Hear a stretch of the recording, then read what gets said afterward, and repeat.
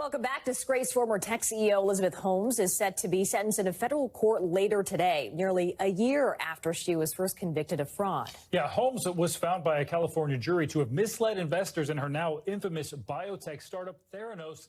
She's now facing decades behind bars. Meet Elizabeth Holmes, the woman who was once hailed as the next Steve Jobs and the youngest self-made female billionaire in the world. You might be thinking, wow, that sounds impressive.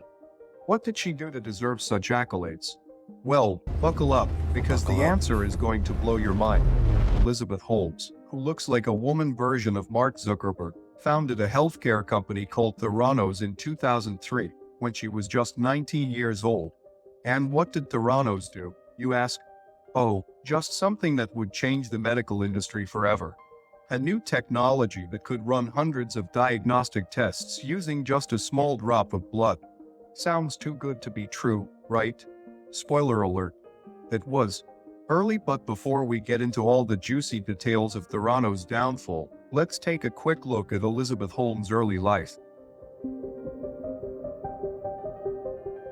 Elizabeth's father, Christian Rasmus Holmes Ivy, was a vice president at Enron, an energy company that later went bankrupt after an accounting fraud scandal. Seems like she and her father had a common thing. Growing up in Houston, Texas, Holmes was always a bit of a peculiar character.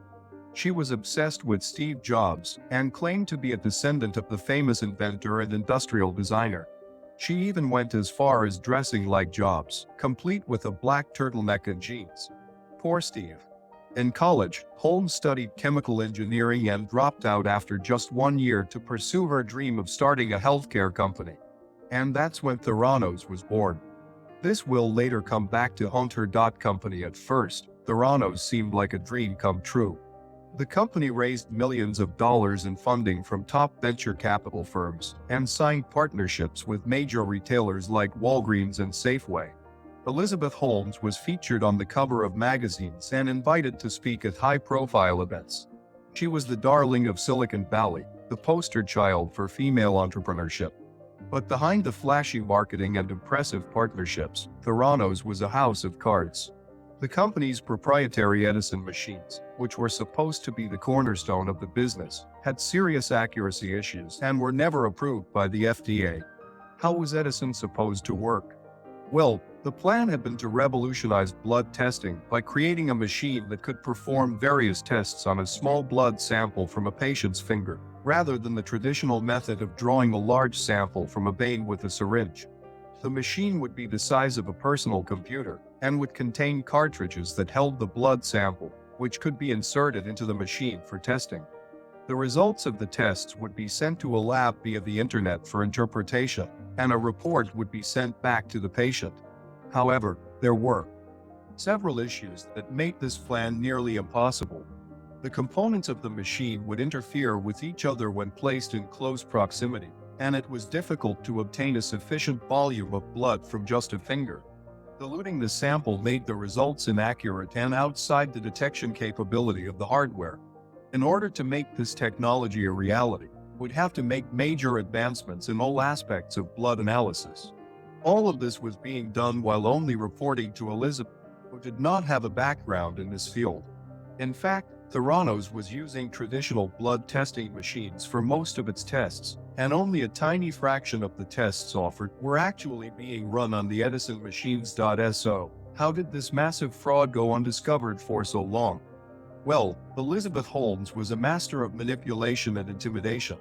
She surrounded herself with a cult-like following of loyal employees and used her charm and charisma to keep everyone in line. She also had a strict no media policy and went to great lengths to keep the company's operations a secret.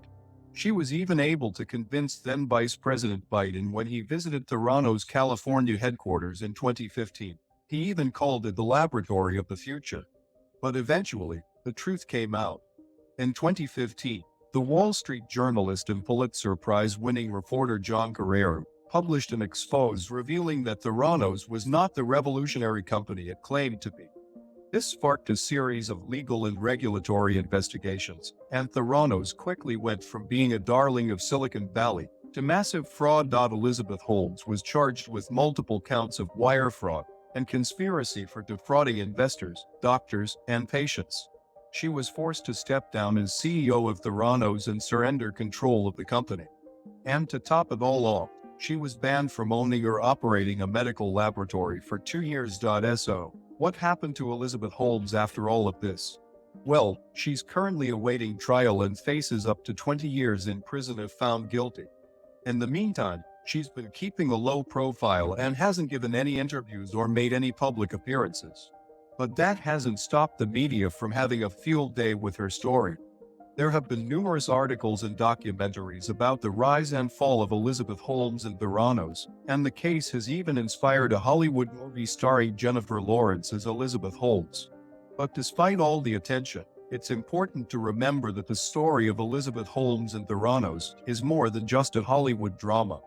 It's a cautionary tale about the dangers of blindly trusting in the promises of a charismatic leader, and the importance of questioning authority and doing proper due diligence. Elizabeth Holmes' trial is ongoing, and it remains to be seen what will happen to her and Theranos. But one thing is certain. The rise and fall of Elizabeth Holmes is a story that will be remembered for years to come.